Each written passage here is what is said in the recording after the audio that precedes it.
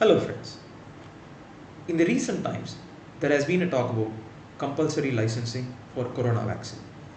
If you see, this compulsory licensing is associated with an act called as Indian Patents Act 1970.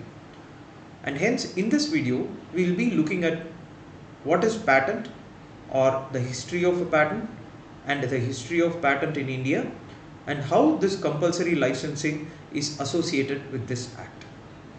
So let us go into this video.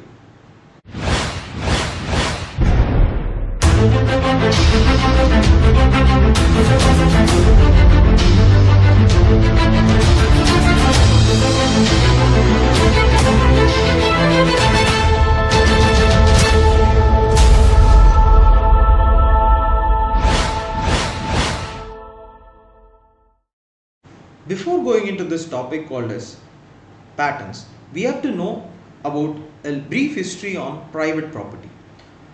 The private property was popularized by some of the social contract thinkers like Rousseau, John Locke. What these thinkers felt is that when a person is given the right to a property, that is, the person can own a particular property as his private property, then that incentivizes him or her to be more productive, to invest in them, to use the land properly, to make wealth out of it. Why this concept came was that earlier, if you see, all the land belonged to the king. All the land in India, Europe, or Asia, or China, whichever place, the land belonged to the king. And hence, if you see, it would not incentivize the person holding the land to work on it more, because he or she is not going to get the profit out of it. And hence, this concept of private property was popularized by social contract thinkers in the century 16th and 17th century, so that wealth can be generated and better quality of life could be given. And hence, if you see, this movement of private property was popularized during the French Revolution, American Revolution. Even in the case of Indian Constitution, we had this protection of private property as our fundamental right. But due to the changes or due to the problems associated with the land reforms, this fundamental right has now been made as a legal right. But this is not the only private property there is. There is also something called as private property of mind. That is, you make ideas, you invent things. And the same case, if you see in the 16th, 17th and 18th century, there was a huge explosion of inventions, ideas, and new discoveries which were made. And this scientists say, this historians say, was the reason for industrial revolution. And this also, if you see, is kind of a private property. The land is a private property of an individual. Same way, these ideas and inventions are private property of someone's mind. And hence came the concept called as patents. And this patent was given for creativity or incentivizing people or for profit motive. And this is the brief history on patents. And this patent is now clubbed together under an overarching term called as intellectual property. So what is this intellectual property? Intellectual property can be defined as the rights given to people over the creations of their minds. And this can be divided into two: copyrights and industrial rights. Copyrights are nothing but if you create a movie, if you create a song, if you write a book, all this comes under copyrights. But industrial property, the designs you make for industries or geographical indicators or any patent or the patents, inventions or discoveries you make for a better product is clubbed into patents. The history of patents in India. So the first phase was British laws, which protected the patents, or in terms of, as I said, the private property of mind was protected, and hence it led to industrial revolution, and hence the British followed the same patent in India also, and they made several laws. But after independence, the Indian Patents Act 1970 was made. If you see, the British laws protected the product, but because when a product is protected, to incentivize, let us assume for incentivizing and for improving creativity of the people, but it also has a negative impact. The negative impact is that when a product is patented, it cannot be made in easier terms in the country where in any other country. And when that happens, for example, let us assume in the case of drugs, because we will be talking about corona vaccine and the drugs associated with the pandemic right now. And hence, if you see, when the products are patent, for example, a drug is patent, then the drug cannot be manufactured in India at a lower cost, or it cannot be manufactured at a higher quantity without getting permission from the concerned person, and that would be at a huge royalty which we have to make. And this created a lot of problems for the Indian government. And India was a very young democracy which was growing at a very slow pace. After this independence, we had a lot of problems of illiteracy and poverty, and we could not have, or we could not garner the necessary amount for buying all these product patent from the European countries or whichever countries was there. And hence what we did was, we made this Indian Patents Act, where we gave process the patent, not the product the patent. This means that we can make the product, but we cannot make the product in the same process as it had been done by the company. The explanation for this is in the subsequent slides. We will go one by one, but as for now, the product patent was protected by British laws. Now Indian government changed it in 1970. The Indira Gandhi government, the Prime Minister Indira Gandhi government, changed it into process patent. The next point was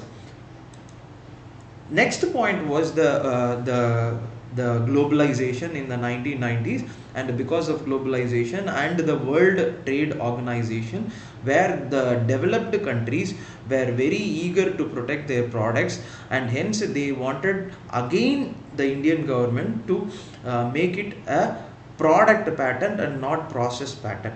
And if you see, as a result of which, we were given, or Indian government was given, the time till 2000 to 2005 to make the changes. And hence in 2005 an amendment was made in the Indian Patents Act, where now again product patent is present. But as we are still a developing country, and in the necessary of drugs is very much present, especially drugs, for example, in the case of malaria or HIV drugs, all these drugs are patent protected. And when we are not having those drugs and in sufficient quantities at lower rate, it creates a lot of problems in the country.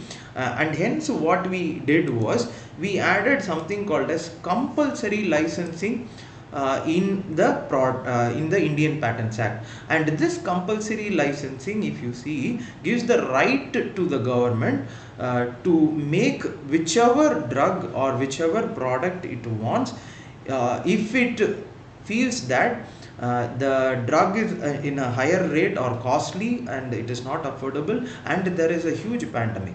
And this is the history of patents we have in India. So what is the process patent? Earlier we saw that there was a process. The earlier product patent was there in Britishers, then it was made as a process patent. What is this change? In simple terms, if you see what advantages it gives, also we will look into this. For example, let us assume that I am making a tablet, and that tablet, whichever paracetamol or whichever tablet, that tablet will have a process of making. So process 1, I will, first step I have to do process 1, then I have to do process, second step process 2, then process 3, and as a result of which paracetamol will be there.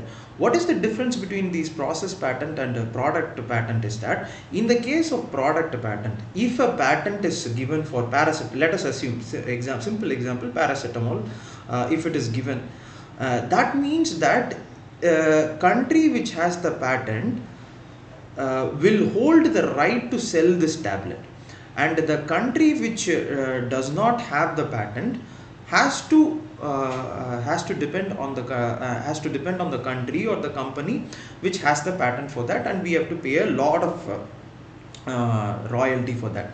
And if you happen to see, some tablets or some drugs are very essential for human population, and such kind of patent protection will result in a lot of health issues and a lot of problems for a country. And hence what we did in 1970, this change was brought about, where we said that we will not give product patent, we will give process patent. That is, if a country holds the patent for same paracetamol or any other tablet, we will give patent or we will give protection for the process. That is, we will give an assurance that no one in India, so the assurance will be, no one in India will make paracetamol by the process of process 1, process 2, process 3. This sequential process we will not do to get paracetamol. But instead what we did, this is the tricky part, is that instead what we can do is that we can do a reverse engineering. What is this reverse engineering means? I can come up with the same paracetamol. By juggling these processes. And if you see, we have given through the 1970 Act process patent, which means that we will not manufacture a particular tablet by the process of process 1, process 2, process 3. But when we juggle these processes, that means that we have not violated the process. Instead, we have reverse engineered, or we have made the same tablet, but we have used some other technique. And the company which is holding the patent cannot come and ask for any remuneration or any kind of redemption for the violation, because the act clearly says we don't have a product patent. We are not giving patent for product, we are giving only patent for process. And this was the ingenious method we used, and as a result of which, as a consequence of which, if you see, India became one of the greatest center of drug manufacturing. Earlier, this process patent, what it does, we can make any drug. So any drug we can make, but we cannot make it through the same process as it is in the company's manual, but we can make it through the reverse engineering. As a result of which, India became the center of generic medicine in India. That is, the same medicine with the same efficacy will be made, but the process will be different. But these generic medicine will be at a very lowest cost, and this generic medicine is what helped all controlling, for example, the pandemic or the AIDS pandemic which happened in South Africa and many other developing countries or very underdeveloped countries, through the generic medicine which was made in India at a lower cost than the patented countries. But this was the issue. Which was discussed in the Uruguay rounds of WTO. The developed countries or the countries with the patent had a problem with this, because their profit was, yes, this was preventing, this generic medicine was preventing pandemic and the AIDS explosion and many other things. It was giving tablets at a very lower rate, but at the same time it was violating the property, or it was violating the profit of these developing countries or the companies which were holding the patent. And hence, specifically, these were discussed in between 1986 to 1992 in the Uruguay rounds of World Trade Organizations, where the countries wanted they again insisted on product patent. As a result of which, India not only signed this, India signed trade agreements on goods, services, and many other agreements were signed, and the whole world came around, and it was the time of globalization in 1990s, and hence India agreed to the fact that yes, again we would include product patent. But that is the point. In 2005 we made the change that yes, we will again give product patent. That is, this product will not be produced in India in violation of patent held by any company. But that is the point. Still, India being a very developing country, and we in developing countries, uh, such a blanket protection cannot be given, and hence in section 92 of Patents Act we have included compulsory license. This compulsory license gives the right for the central government, gives the right to the central government when, for example, a drug is very costly.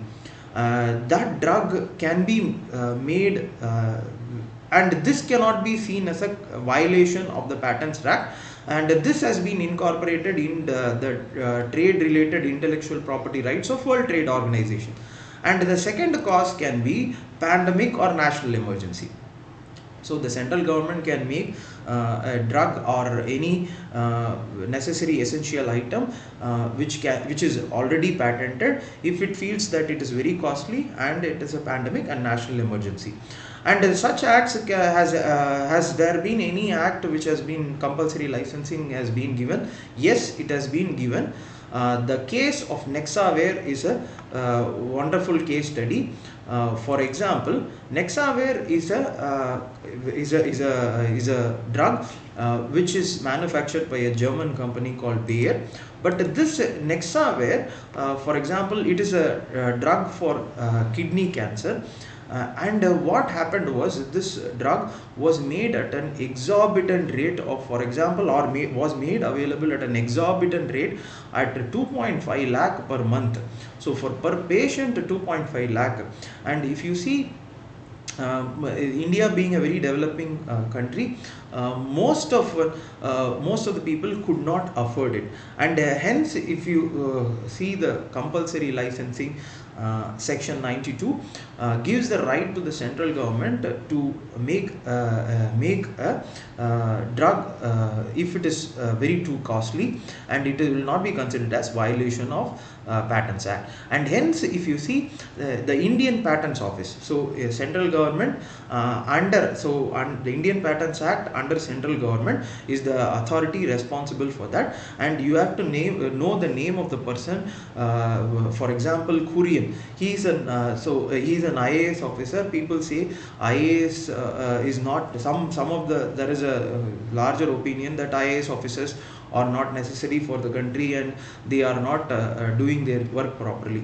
But this person was an IAS officer, Kurian. He was in charge of Indian Patents Act, and this Bayer company took this issue, or the issue of Nexavar came before Indian Patents Office to Kurian, and the claim was that the claim was by a company called as Natco.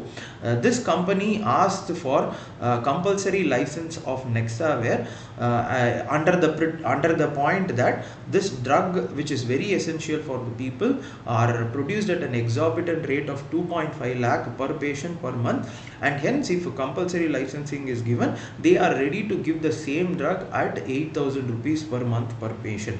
And this became a very big issue as we saw that the developed countries and the manufacturing giants of this world, they made sure between 1986 and 1992 through the trade talks which was there to include product patent, essentially to for their preservation of the patent.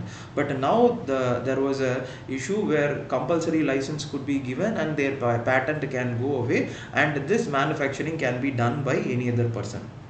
And this a lot of lobbying and after a lot of lobbying and a lot of pressure, this issue came to a conclusion 3 days before Kurian, or the IAS officer Kurian, got got retired. So 3 days before he got retired, he made a very impactful judgment, a 64-page impactful judgment, which gave compulsory license to NATCO, saying that 2.5 lakh is not affordable for most of the persons in India, and this drug being a very important anti-cancer drug or kidney cancer drug which is present, hence it can be given and helped a lot of, and will be helpful for a lot of patients. And but now, why is this related to the vaccines? So why is this compulsory license issue propped up in the case of vaccine? For example, in India there is two vaccines. First vaccine is Covishield, and if you see the history of Covishield, it is produced by, or it was manufactured by Oxford AstraZeneca, and the history, if you happen to see the researches and the things which were funded, it is mostly 97% of the funding was done by government. But then the Oxford AstraZeneca produced this vaccine Covishield, or the vaccine for corona, and this was taken, or the permission for manufacturing this Covishield was taken by an Serum Institute of India in Pune, and they have the 90% of the market of vaccine in India is controlled by Serum Institute of India, and they pay royalty, or they pay a fees to Oxford AstraZeneca for the use of Covishield. The next vaccine is an indigenous vaccine. This is a vaccine which we produced ourselves. For example, the Indian Council of Medical Research and the Indian Virology Institute, they mixed together, or they worked together in order to develop this Covaxin, and they made a pact with Bharat Biotech. And the patent for example, the patent for Oxford AstraZeneca will be with them, and the patent for Covaxin is most probably with the government or the government held organization. And if you see the product patent, the first thing we saw, protection of ideas, why it was done was for incentivizing creativity and profit. And hence, if for example a private person is giving or making a product, that person will invest a lot of time, lot of mind, a lot of resources in order to produce that. And hence, patent, why it is given for a period of 20 years, so that that person can recover the things which he or she has spent, and can make some profit. But in this case, for example, Covishield or Covaxin, the research proves that most of the funding, or in the case of Covishield, most of the funding, 97% of the funding, has been done by government and charity organizations, and in the case of Covaxin, it is funded by the government. So these two cases, if for example what the issue is that they are not willing to give the compulsory license for production of Covishield or Covaxin to most of to any company, and hence Covishield holds 90%, Covaxin holds 10% of the market. And if you see, as a result of which, we have less vaccine present in the country, and this concept, and hence there is a point of there is a point of conflict, where some people are asking for compulsory licensing of these vaccine to improve presence, or improve the number of vaccines present, so that we can tide over this pandemic which is affecting each and every one of us. But what the government will do, or what will happen in the future, let us wait and see. Thank you.